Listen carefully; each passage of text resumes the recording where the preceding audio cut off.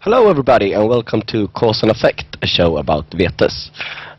This is the second part of the third episode of the second season. And if you have missed the first part of this episode, I strongly recommend that you go back and watch it before watching this part, as this is a specially complicated episode because we are doing a deck clinic. And we're doing a deck clinic about the Baltimore Purge deck made by Alexander Itzhak. And as my help, I have my two doctors, Adam and Isaac. And Adam, you are going to propose a variation of the deck that you have made. Go on and present your work, if you dare. Your thesis on Baltimore Purge. I dare. Look at the camera. Right. So the first thing that I changed was the crypt. It's, as we said, 13 vampire crypt from the start. I changed that to 12 because I didn't see a reason for it to be 13. Is it ever a reason, like, to have 13 cards in your crypt? Yeah, I think if in some cases you want 4 of a specific ability, 4 in 12, sometimes you want 5 in 12, and if you want to end up somewhere in between there, you would need 5 in 13, for instance. So sometimes it's useful, but I didn't see it this time, so I changed it to a 12 crypt. Okay. And something that I felt like was there was no idea to how the ready region would look like. When we were playing the first crypt, they had one of every other vampire except for Ambrosio. It felt like it could be kind of random which kind of vampires you'd get. So with the deck I built, I figured a good ready region was Ambrosio, Gratiano, and one small cap vampire. So I just made a 4-4 split of this, with the small cap vampires, one of each, of course, as you see. Yeah. Okay, so I noticed, at first glance, the lack of fortitude in this crypt. Yeah, I'm a believer in when you're cutting corners in a deck, you have to be honest to yourself that you're actually cutting a corner. So say, if you include Marcus Vital Advance and Lucita and Aura Van Brand, which are the vampires with fortitude in the original deck. They could play the freak drive, but they would still be a lot worse, and the deck would probably not be able to win if you're not playing with Ambrosio anyway. Even if they could play the freak drives, I think you need Ambrosio.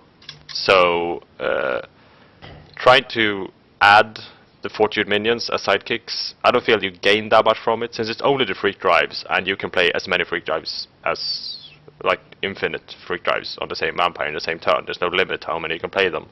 So I don't feel like you actually need to have more vampires, and if you don't get Ambrosio, you're kind of screwed anyway. That's how that's my reasoning with for this crypt specifically. Yeah. Moving on. Or Isaac, do you have any lay on this crypt?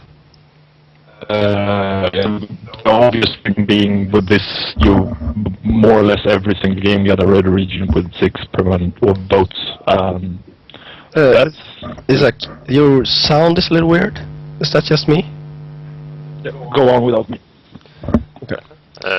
Yeah, like Isaac was saying, this is a lot more vote-heavy crypt. You could get 6 votes in the original deck, but you would have to be kind of lucky to get that. So I just wanted to make sure that you had 6 votes at least. This might not be enough in every situation. Say you have an inner circle deck next to you, they will destroy your votes, and there's nothing you can do about it. But we've already talked about this being a weakness of the deck. The inner circle deck is a huge weakness anyway. So you might as well embrace that weakness. You don't need to think about it, since you're screwed anyway. You could put in fear of a maquette. You could put in the strong silver bullet cards and try to mitigate a glaring flaw with the deck, and it might be wise. I don't know, but you have to know that it's just a silver bullet. There's no guarantee it'll actually work. Yeah. It's still a huge weakness with the deck. Yeah. Okay. So moving on to the master cards then. We already talked to death about the crypt acceleration, but what other things have you changed and why? Well, Go on. obviously, I needed to remove master cards to fit the crypt acceleration. So this, I removed 2 direct intervention, the 2 stealth locations, the path, since I felt like they were kind of extraneous. You didn't actually need them. They're good, of course, but yeah, as I said, you don't actually need them, but you do need the crypt acceleration. And the Heidelbergs are for mind rape, of course, which is one of the additions, and it's really, you need the Heidelberg to be able to afford the mind rapes later on. You need to get the blood back in some way, so the Heidelbergs are integral to mind rape, I'd say. Okay, but do you actually like need 3 Heidelberg? Isn't that excessive? Not necessarily. 2 might work as well. This 1 Heidelberg is probably one of the first cards to go if I need to decrease the deck size of this deck, I'd say. But that will need more playtesting. Yeah. Heidelberg is one of those cards that the earlier you get them, the more benefit you get from them, because they're being more blood on the table earlier on. Yeah. Your sound is still a bit weird. I think Sorry? it's connection problems for some reason. Yeah, well, we'll just ignore it for the meanwhile. You were saying, Isak? I was saying Heidelberg is one of those cards very good to have early on in the game, because how it works with villains being a big part of the Vitas, and obviously paying blood for your card. So the earlier you can draw your Heidelberg Castle and use it on another Metallsless vampires, the more is the gain. Okay. Yeah, there are no villains in this deck. It wasn't in the original deck either, I believe. Why is that? It's kind of expensive. All the cards in here, all the freak drives and the mind rapes, and leaving Torpor off the Baltimore Purge.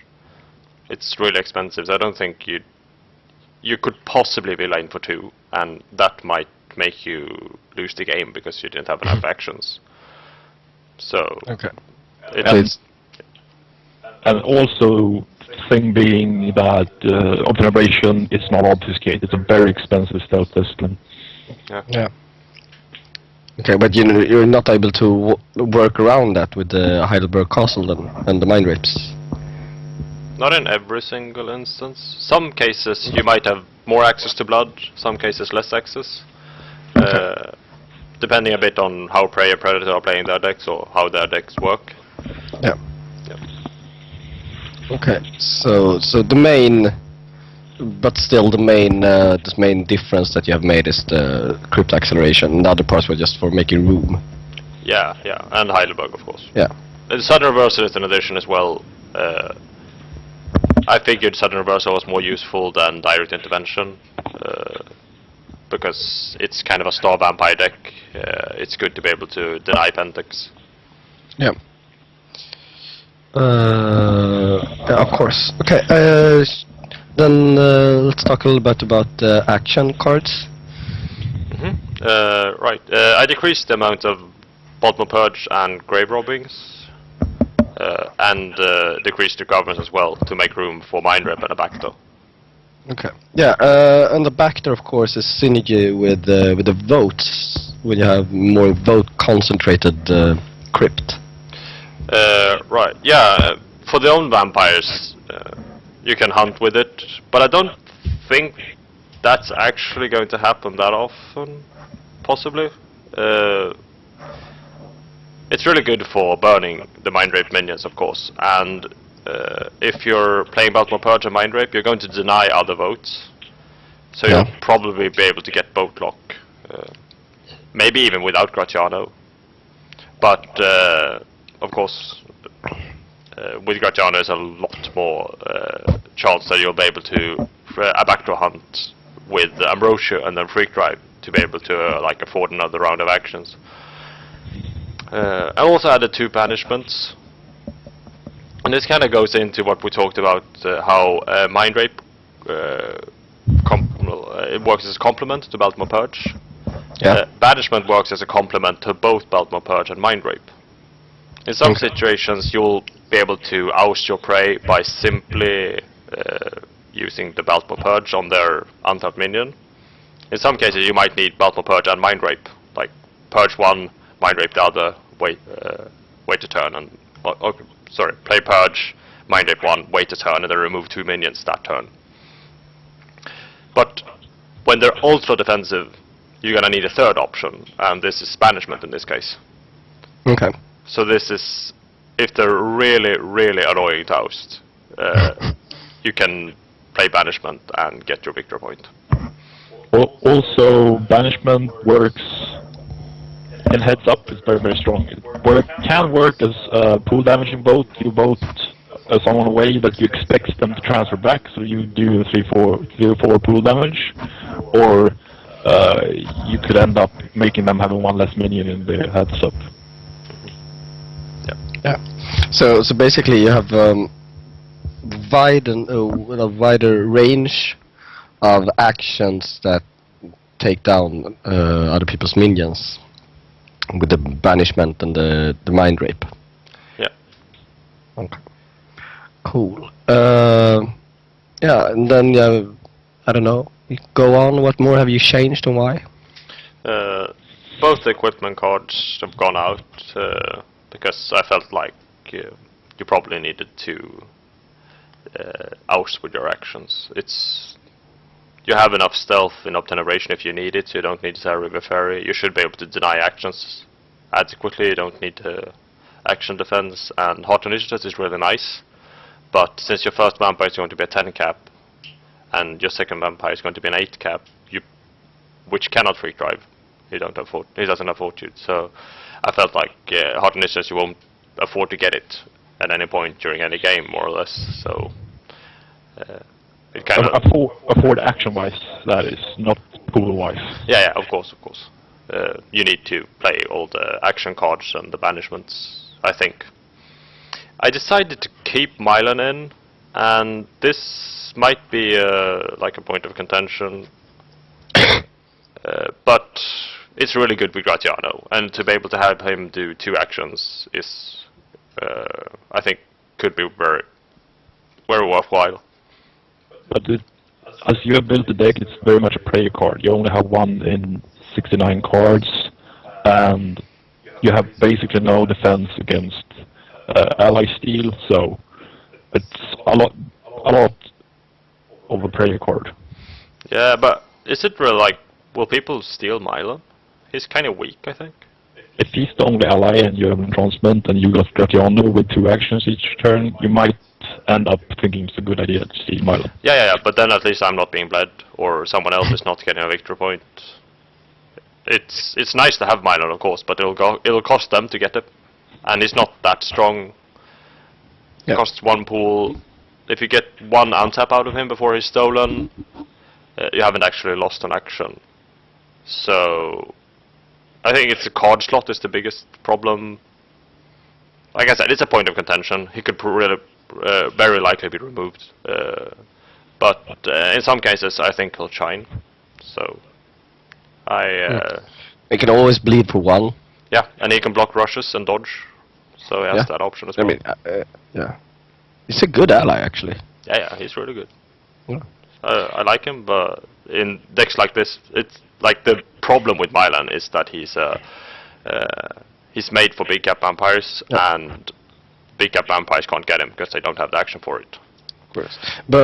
But I mean, you kept Milan, but you decided not to go with Carlton Van Dyke, which is kind of weird. Isn't it? Because, like Isak mentioned earlier, it's good to be able to contest Carlton Van Dyke, or otherwise. But then you need to affect him. It's a metagame choice again. If you have a meta with a lot of allies or a lot of Colton and Vikes, yeah, you might want that, but most decks built do not simply splash in a Colton Vike just for the heck of it. You have to motivate that further, and usually it only ends up being immune decks and ally decks having Colton Vike. And again, playing one Colton Vike, it's a bit of a prayer. Yeah, of course, but that's one Mailan horse seed as well. Yeah, but I think that Colton, it might be, but probably shouldn't be a problem. Like, be smart if there's a Colton on the table. You can just think about it and try to work around it if you see Colton on the table. And his intercept is like, it doesn't have anything to do with the strategy. So it feels like if you play good and nothing strange happens, he's redundant. Milan actually like works with the strategy. It makes you get more actions off with one of your key vampires. Yeah. So I feel like Milan is a lot more motivated in this deck than Colton is. Yeah, okay. You kept 10 freak drive with one minion able to freak drive. Smart guy, huh? Yeah, I mean, what the fuck, Adam? Isn't that a bit excessive? Well, the freak drives they're not excessive if you have Ambrosio able to act. If you don't have Ambrosio and you can't play them, you're kind of screwed. Okay. But if you have him, you can hunt and freak drive. Yeah, but how many actions per round do you perceive yourself doing with Moncada? 3 maybe. So that's 2 freak drives every turn. Okay. Over 5 turns. If you take 5 turns like that and you don't have 2 turns without any minions, that's 7 turns of 3 actions. So it doesn't. If you say it like that, it's not that much actually. Okay. And 7 turn, I think. If anything, I would like to have more freak drives. Okay. To increase the longevity and to be able to freak drive hunt a few times. If you do it with only 10 freak drives, I think you're going to be slowed down later in the game a lot. So a few more freak drives could wouldn't hurt. Okay, Isaac, what's your weigh in on this? The freak drive part? Yeah. I don't think 10 is excessive, but it's a bit counterintuitive to only have one vampire with fortitude, and that vampire having inferior. And that's the biggest problem for me with this deck, is Moncada's inferior fortitude. So if you get blocked when you hunt, game over. Yeah. But that action could have been any action. So if you're being blocked by that hunt, you could have been blocked doing...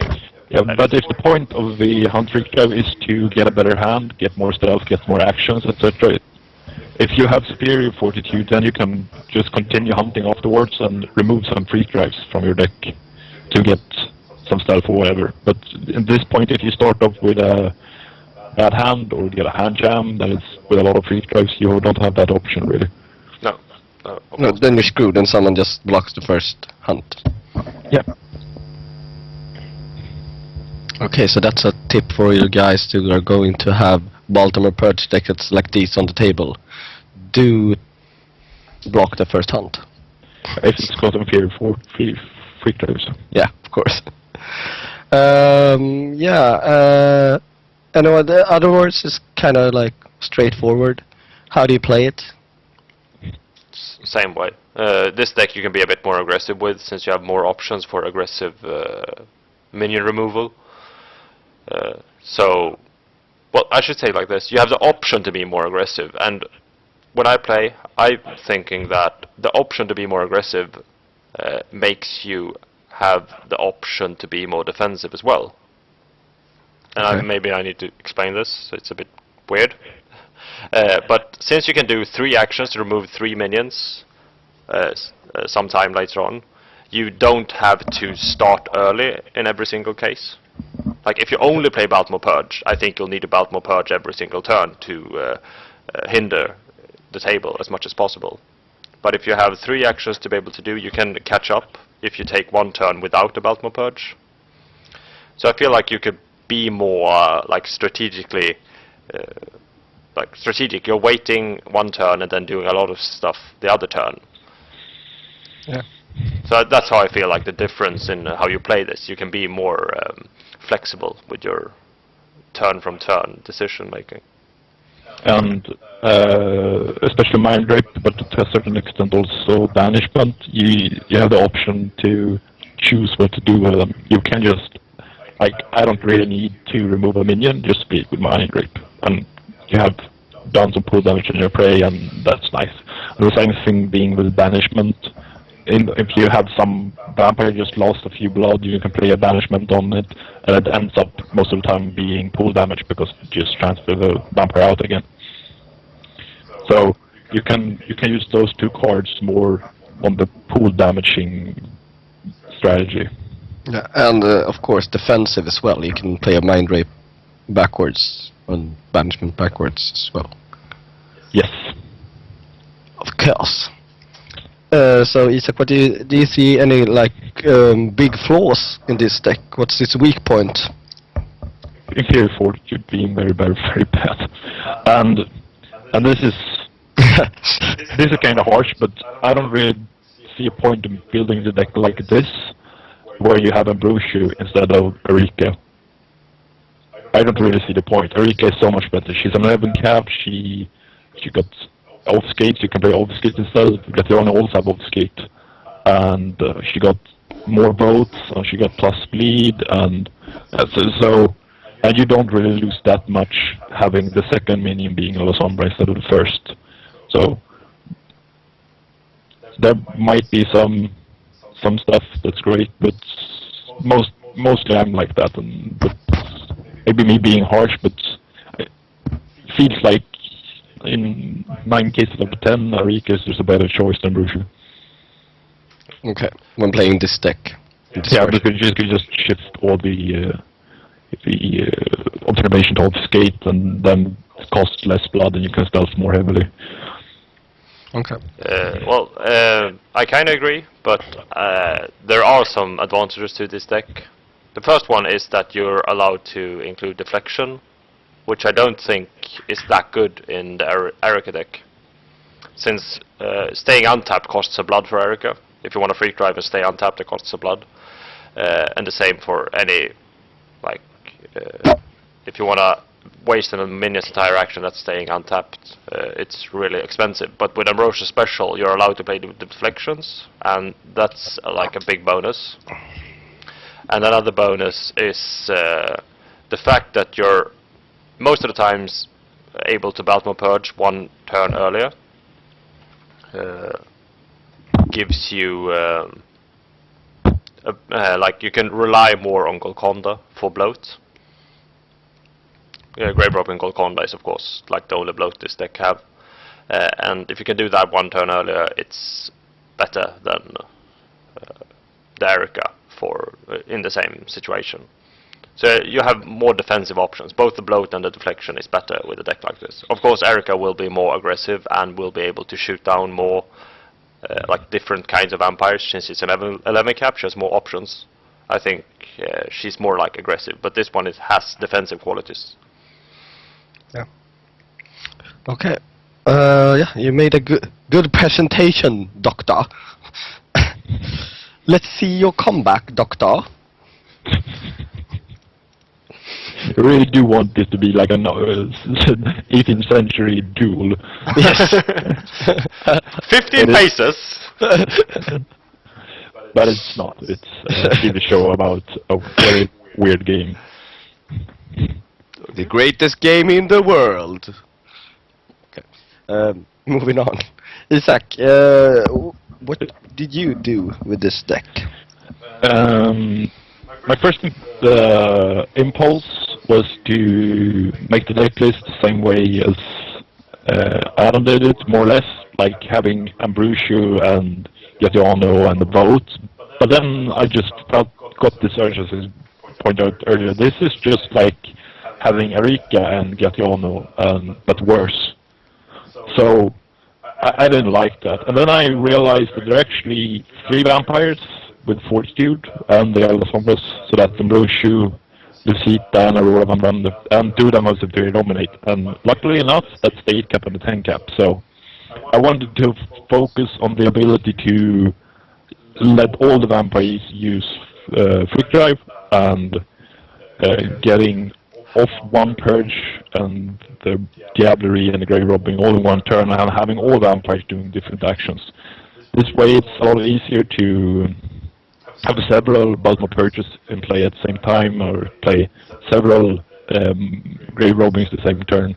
Because one thing that is very easy to get confused when you play this kind of deck with Mind Rape, Purge, Grave Robbing, that you get so focused and hung up on the trick, like getting people to torpor and steal them, that you forget about making pool damage. Because every single turn, every single minion has to do pool damage to your prey. And that's usually to bleed. So we're having 2-3 minions in play with Fortitude. You have the options to bleed with all of them and also do Purge or Superior Govern or Superior Mind Rape or Grave Robbing or some such. And therefore I only have like the Ambrosio's 3 cardinal votes. So I skipped the, or in that way it's similar to Alexander's deck. I skipped the option of voting completely. And I added Crypt Exploration and more Freak Drives. I cut some stealth, but not as much as Adam, because as I'm going to make more actions, I figured that more actions with 0 stealth, Bleed, Mind Rape, Grave Robbing, Baltimore Purge are all 0 stealth actions. I actually felt that stealth were needed. Okay. My first reaction, I'm looking at your master pack. It's very similar to Adam's, as you said, but you don't have any. You don't use the Coven, and I think you have a more blood-heavy deck. You use more blood in this deck, I believe. That point I don't agree. Yeah, you have more stealth cards. You have more Freak Drives. More Shadow Body. Yeah. So that's probably maybe, but I have 2 stealth locations. Yeah. Instead, so then they don't cost any blood. But I don't know. Coven feels kind of wrong when you try to Mind Rape and Purge. One of the great options with this and Heidelberg and the option of the Aberrizing is that you take the other vampire's blood and they lose actions because they don't have enough blood to either make an action or to make the action they want to do. Like they only have the 1 blood, so they can't bleed Coven and condition that to choose either one of them. So playing the Coven for that reason felt wrong. Okay. This might not be the right choice, but my gut told me that. Yeah. Well, if you play heavily on Grave Robbing, I think the Coven can actually work to your advantage, since they'll be like in the same way that the Coven could benefit in some weird way. They could benefit combat decks because they can taste it back. You will be able to Grave Rob minions back. Well, this is not a good reason on its own, I don't think, but in conjunction with the fact that you're getting Coven as well, and that you're sometimes be able to steal others' blood from Coven. Yeah. I don't know. It might be. I don't know. I think Mind Raping together with Heidelberg and Diablerie will be enough. Well, this. I might be wrong though. Are you really able to Diablerize? Then you have 3 votes, and that's it. If you pull off 2 Purges in 1 round, or maybe 1 Purge and 1 Mind Rape, you have the 3 votes plus maybe a stolen vote vampire. So I think you can manage to get the vote blocks. If you imagine that there is a non-inner circle meta. If you face mostly Princess and Justice cards, like Law Firms or like the old Malkavian 94 vote vampire, those kind of decks, then I actually do think that you 1 Purge and 1 Mind Rep or 2 Purges end up giving you the vote lock. But of course, it would be a safer play to have Gatiano as Ambrosio's sidekick, but for me, this is more playing on this crypt advantages. Like, as I said, Arika Gatiano feels like just a superior version of what Adam built. Yeah. But I mean, you have more actions here and more stealth. Yeah, and more free drives. But did you also cut off both of the allies? I think you should have time to go get them, and you should have time to go get the Heart of Niches as well. I don't agree. Okay, why? 13 free drives in 71 cards might at first glance like shit, that's a lot of free drives. It's not. It's very few free drives. But it is, because each minion, each turn, ideally you'd want to bleed, purge, govern superior, and maybe one more action. That's 4 actions per minion you want to do. So that's three free drives per minion each turn. If you want to do, but you get to do what you want to do. That's That requires a lot of card flow magic, and wouldn't the heart at least be worth it? I don't think you have the action to go do that. I actually do think that this deck is straightforward enough so you can rely on the inherent card flow plus dreams that is in this deck. I were actually thinking about putting distraction in this deck because Receipt does celerity and distraction is great. What does it do? You're allowed to draw 5 cards in this card afterwards. Cost of 1. Yeah. So I was thinking about that, but since you only play 3 of her and she's number 2 and not number 1, so. But for me, that's always a great card, distraction. Hourglass of the Mind. Hourglass of the Mind is, that's probably a very good addition to this deck, actually. What's Hourglass of the Mind again? It's draw 3 cards on inferior potence. Yeah, of course. And discard out of them afterwards.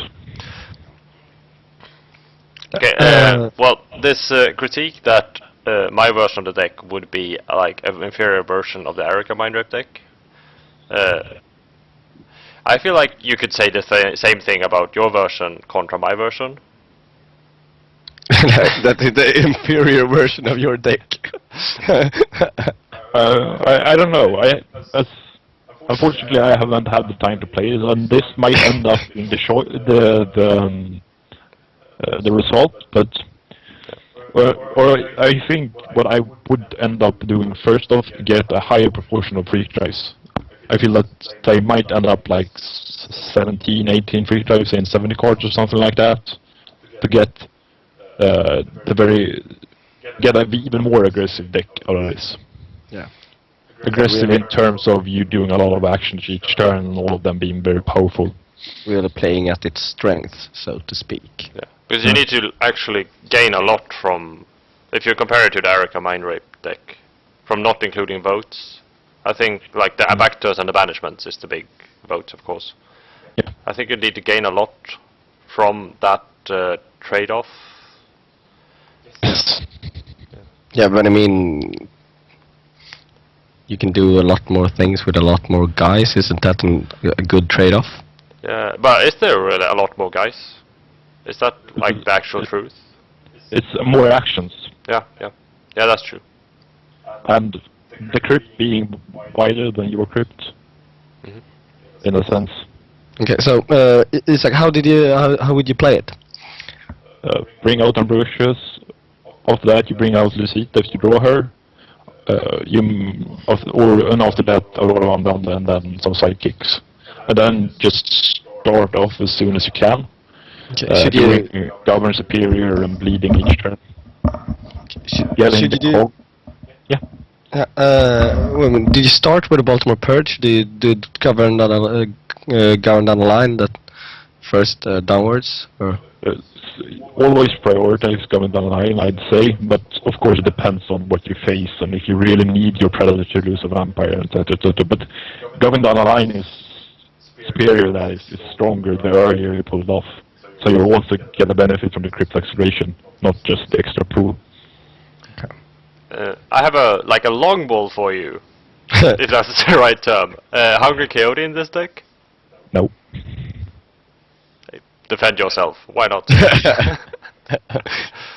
coward! Defend yourself! Because either you have to play too many of them to draw them reliably, maybe 2 or 3 of them, like Heidelberg, or you just play the one, and then it's a prayer card. And then when you finally draw it, it's a most effects action and 2 pool. But say, So, I don't like, you could play 3 Heidelbergs in a deck like this. Like, Heidelberg is for blood gain, primarily, Yeah. of course. You could play 3, but you can also play 2 Heidelbergs. Say you play 2 Heidelbergs and 1 Hungry Coyote, and you get both of them. That's even better blood gain. but I don't think that you will hunt that many times. When you hunted twice, those 2 pool have become 2 blood. So when you hunt the 3rd time, you actually have gained counters. Yeah, but be able so to put I'm- pool onto your vampires is an advantage, I'd say. Like, I'd much rather go for restoration or the Coven or something like that. Like, yeah. because you want to keep the monster package as tight as possible when you play heavy on freak drive to have a good card flow. So I'd rather put more freak dives and action that gives me blood than monster that gives me blood in this particular deck, because I think that it will be a high card flow deck. But restoration is really bad on inferior fortitude. Yes, Lucita is superior. Yeah. I'm just thinking that blood could be an issue, and Yeah, it really can. But if you plan, I think you might be able to pull it off. You don't always have to do Grave Rob Superior. You don't always have to Grave Rob. Sometimes maybe it's better to Diabolize to actually gain the blood. And those kind of strategies. But blood can be an issue. I'm not trying to neglect that. no, just brainstorming a bit. Yeah. So, Adam, do you have any other weaknesses in this deck then?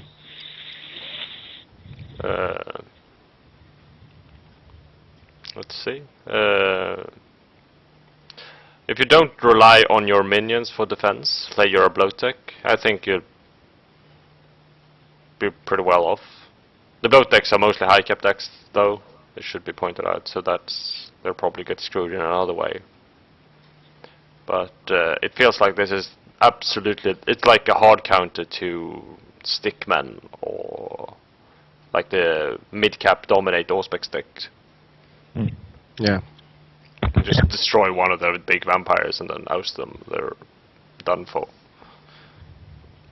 Yeah, and especially if you talk about the Venture Grinder, then you actually gain a vampire with Dominate, and it's very great. If you manage to steal someone that got Dominate and or Fortitude, you benefit a lot from that theft. Yeah. Yeah. Possibly include Daring to Dawn, Yeah, that's a little... Might be an option. since both Aurora Van Brandt and Lucita are like sidekicks and they still have Fortitude. Yeah. I don't know. Yeah. I actually got kind of psyched about this deck now. It's great. Yeah, I mean, I think it could be really good. I like this a little bit better than your deck, Adam. Not because I think it's necessarily a bit better. I just think it's a little bit cooler to be able to do more things. It's more original, that's for sure. Yeah. Since it's like, yeah, I'm not gonna hide the fact that I'm hugely inspired by the Erica deck in my version. But this is like untested territory. This could work out quite nicely, or it could work out disastrously. But Yeah, I'd be really curious to see how it works, this deck. That's why I'm like, I'm not really sure if what I'm saying is critique, or if it's just a comment on the deck. Yeah. Let's call it critique. It's funnier. Yeah. It's just, I think it could actually work out really nicely if you be able to tweak it a bit. Any more comments on the deck, Isak? No, I think I've said more or less it. Yeah. For me, at least. Okay. So, which one of these two versions do you think is more close to the original? I think Adams is closer in one way. Well, yours I think is closer like in spirit, if you want to say. I Yeah. think this is more like how he wrote about the deck when he described it. The Baltimore Purge and the grave robbing and the diabolizing angle. But possibly my deck list is more close card for card, but yeah, I think the crypt does a lot. Yeah, I think that's important. Most important lesson from this, because the library was really strong. We didn't do much to that, but the crypt felt a bit out of focus. Like me and Adam, we actually did go different paths. I went for the fortitude path, and he went for the voting path. So Yeah, I think that was fun. That you guys did a little bit different. Yeah. So, Adam, any last parting words then? No, interesting deck. If I have the time, I'll definitely try at least one of these 3 versions out. Yeah. Okay. Isaac, any parting words of wisdom to our viewers at home? no, Don't do drugs. Stay in school. don't do drugs. Don't drink and drive. Okay. Well, then I think we are done, actually. So, yeah, that was really nice. Let's see here. Yeah, I would like to make a shout out as well. I don't know if we actually did this the last turn. To our friend Stefan's blog. Yeah.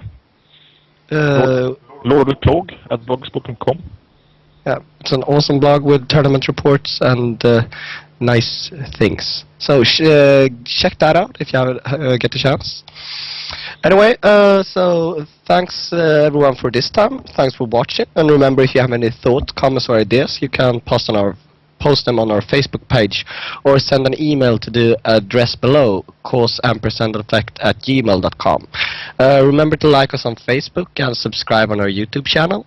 After the show, we will post a thread on weekend.net where you can continue the discussion. And post your own versions of the deck, or if you have any comments on what we did, or if you're just angry or sad or glad, do what you want. So yeah, thanks everyone for watching, and goodbye. Say goodnight, guys. Good night. Good night.